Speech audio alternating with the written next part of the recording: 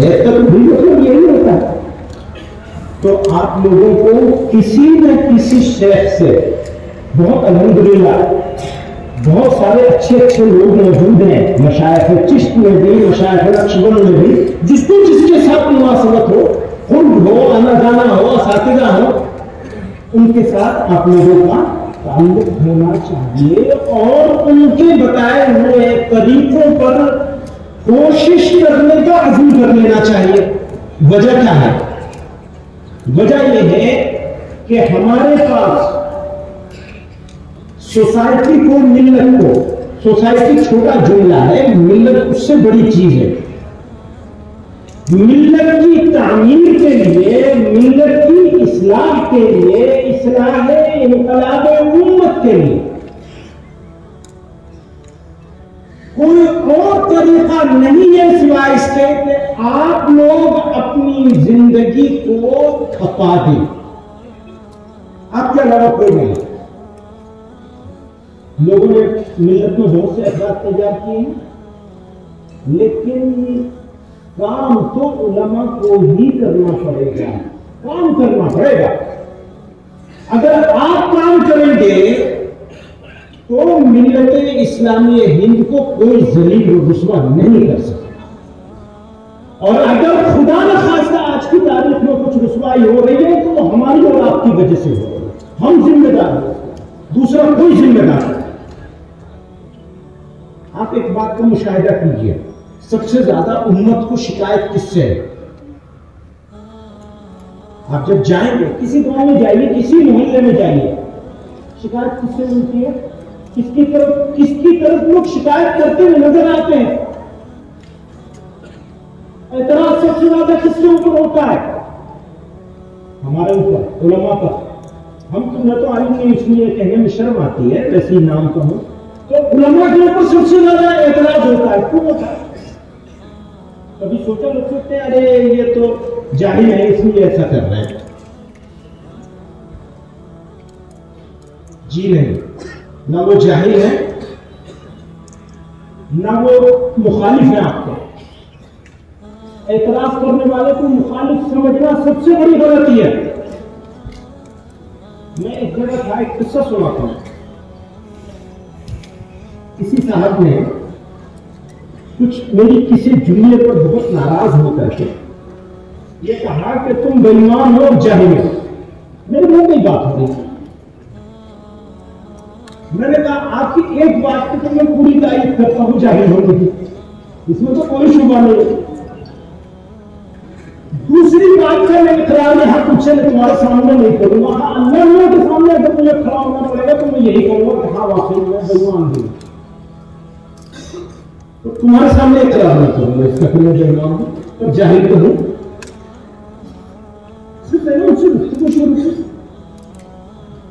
یہ میں آپ سے عرض کر رہا ہوں.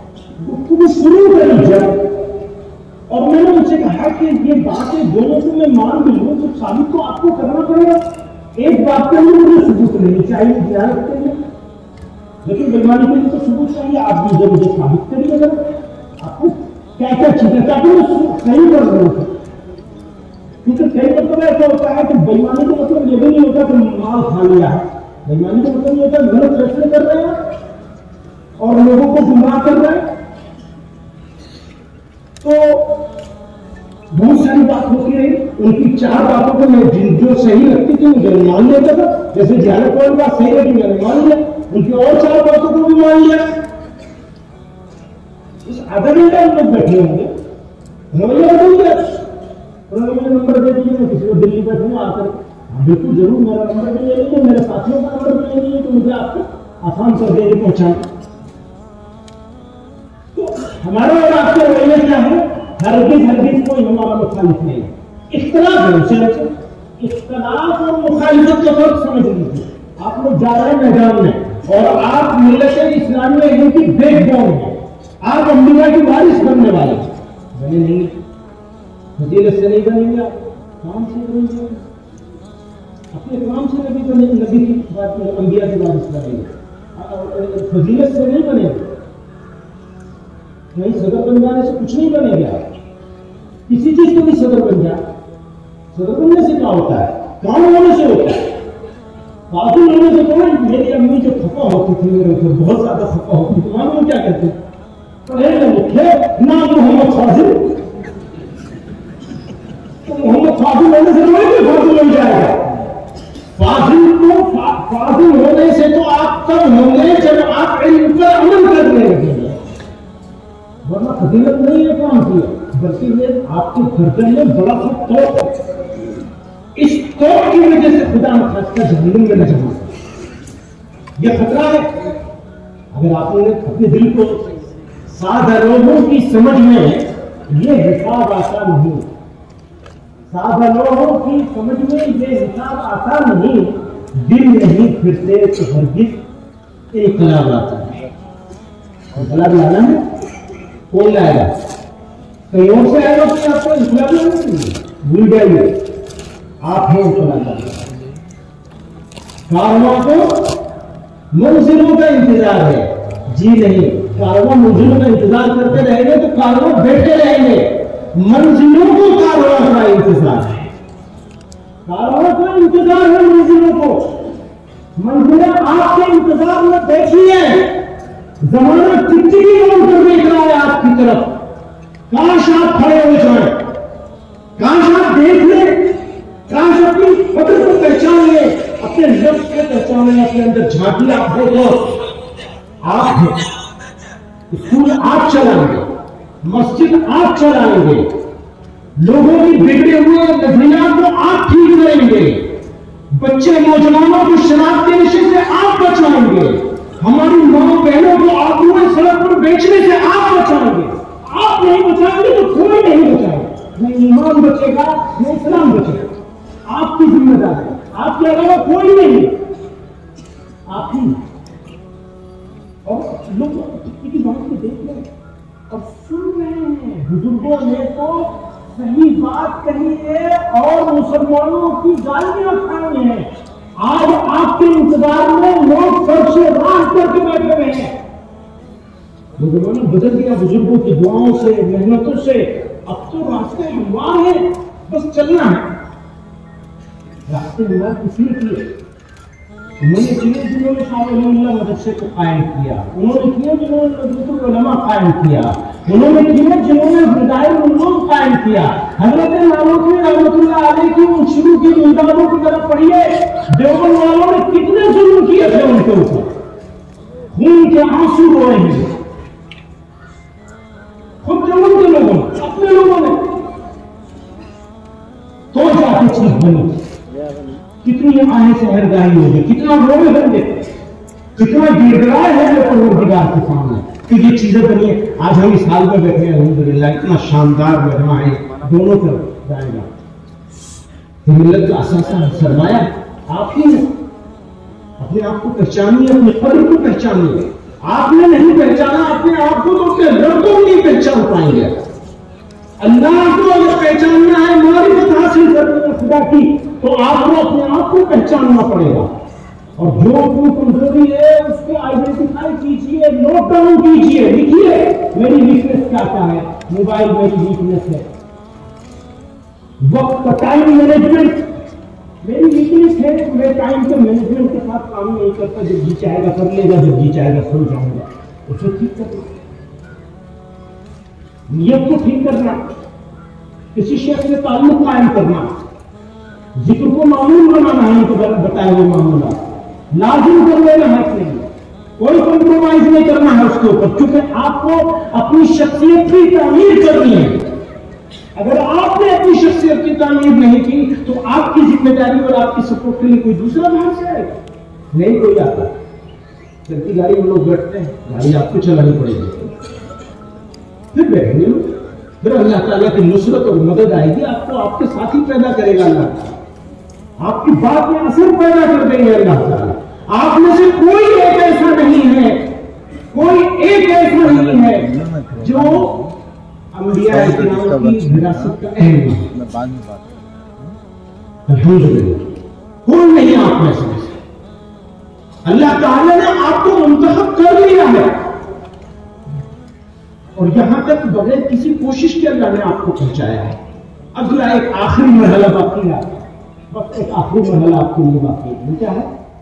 آپ کوشش کریں اور حاصل کریں، اور کوشش ہمیشہ یاد رکھیے گا 3 باتیں خیر خواہی کا جذبہ ہونا چاہیے. جیسے ہی آپ دوسرے کے خیر خواہ ہو جائیں گے خود غرضی آپ کی چلی جائے گی، اور خود غرضی اگر چلی گئی تو آپ کو قیادت اور امامت کے منصب سے کوئی ہٹا نہیں سکتا، قبولیت مل جائے گی، آپ مقبول بندوں میں شامل ہو جائیں گے. اور جب آپ مقبول ہو جائیں گے تو اللہ تعالیٰ لوگوں کے دلوں کو آپ کی طرف جو ہے تو اس کے لیے کام نہیں کرنا ہے، قبولیت کے لیے کرنا ہے. انجام میں عرض کر رہا ہوں آپ سے، اللہ تعالیٰ آپ کو بہت قیمتی سب سے قیمتی سرمایہ ہے، اور امت آپ کی طرف دیکھ رہی ہے، آپ ہی کی طرف دیکھ رہی ہے. بہت سارے کام میں نے کچھ گنائے، بہت سارے نہیں گنائے، اس کا وقت نہیں ہے، سارا کام آپ ہی کو کرنا پڑے گا. آج زمانہ اسپیشلائزیشن کا ہے، ایک آدمی ایک ہی کام کرتا ہے. ماسٹر صاحب پڑھانے کا کام کریں گے، ڈاکٹر صاحب علاج کا کام کریں گے، اور وہ بھی الگ الگ ایک. صرف مولوی ایک ایسا ہے جس کے سارے کام کرنے پڑیں گے، اور یہ مذاق نہیں ہے، سیریس بات. آپ ہی کو کرنا پڑے گا، آپ نہیں کریں گے تو کوئی حصہ ہے نہیں کرنے والا اس کا. سمجھ رہے ہیں؟ مکتب کی بات ہے. آخری بات اس کو حدیث پڑھانے کا موقع ملے، بخاری شریف پڑھانے کا موقع ملے، مفتی بن جائیں، مفتی اعظم بھی بن سکتے ہیں. یہ صلاحیت ہے آپ میں سے بہت سارے لوگ، الگ الگ طرح کی صلاحیت. لیکن علماء ربانیین میں داخل ہو جائیں، کیا اس کی خواہش نہیں ہوتی کہ اللہ تعالیٰ علماء ربانیین کے زمرے میں شامل کرتے؟ تو کون ہو سکتا ہے جس کو علماء ربانیین کا ٹائٹل مل سکتا ہے؟ میدان حشر میں جو کھڑے ہوں گے تو اللہ تعالیٰ علماء ربانیین کے ساتھ کھڑا کرے گا. وہ کون ہو سکتا ہے؟ وہ کون ہو سکتا ہے؟ کسی دنیا کا خبر ہو سکتا ہے؟ نہیں، بچوں کو قاعدہ آزادی پڑھانے والا ہی ہو سکتا ہے. پہلے نمبر پر حق اسی کا، پہلا حق اسی کا ہے علماء ربانیین میں داخل ہو گئے. کس کا؟ پڑھانے والے کو یا پڑھانے کے انتظام کرنے والے؟ انتظام کرنے والے کو مقام اور اونچا ہو جاتا ہے، ایک گریڈ اوپر چلا جاتا ہے. لیکن پڑھانے کا سیکھنا اور اس کے لیے کوشش کرنا اور پھر ساتھیوں کو تیار کرنا کہ وہ مقاصد کا نظام بنائے جا رہے. تو صرف ایسا نہیں ہے کہ پڑھا لیا، پڑھا کے مطمئن ہو گئے، پھر آپ کو وہ نشے سے بھی بچانا ہے اپنے نوجوانوں کو، پھر آپ کو بچیوں کی طرف بھی دیکھنا ہے کہ غلط راستے میں تو نہیں جا رہے. والدین کی بات کر رہے تھے کوئی صاحب، میں کہتا ہوں بھیا جتنا اپنے بکری کو دیکھتے ہو اتنے اپنے بچوں کو دیکھ لیا. مسلمانوں سے کہتا ہوں جتنا اپنی بکریوں کو دیکھتے ہو کم سے کم تو اتنا بچے بچی کو دیکھ لو. دیکھتے ہی پیدا کر دیا، چھوڑ دیا. جو لوگ پڑھا رہے ہیں اسکولوں میں وہ بھی نہیں دیکھتے. بھائی روزانہ 1 گھنٹے کا ٹائم دے دو اپنے بیٹے بیٹی کو. اب وہ نہیں دے رہے تو ہمیں تو دینا پڑے گا. کیسے روکیں گے، کیسے کریں گے؟ سوشل ورک بھی ہم کو کرنا پڑے گا، تعلیم کو کام بھی کرے گا، دنیاوی تعلیم بھی کرنی پڑے گی اور مذہبی تعلیم بھی کرنی پڑے گی. تربیت کا انتظام بھی کرنا پڑے گا، اپنا بھی اور اپنے بچوں کا بھی، اور اپنی ملت کا بھی، اپنے علاقے کا بھی، اپنے قوم کا بھی. آپ لوگ جائیں گے اپنے اپنے علاقوں میں، کہیں کہیں جائیں گے، مخصوص نوکری مت بنائیے گا، کبھی کبھی نوکری کو مقصود مت بنائیے گا. ہاں ویسے بھی میں تو کہتا ہوں کہ امام کی تنخواہ 1 لاکھ روپے سے کم نہیں ہونی چاہیے. سارے کام تو اسی سے لے رہے اور لینا چاہ رہے. ہاں صلاحیت کا معیار اونچا کر دیجیے. ایک بات ہے،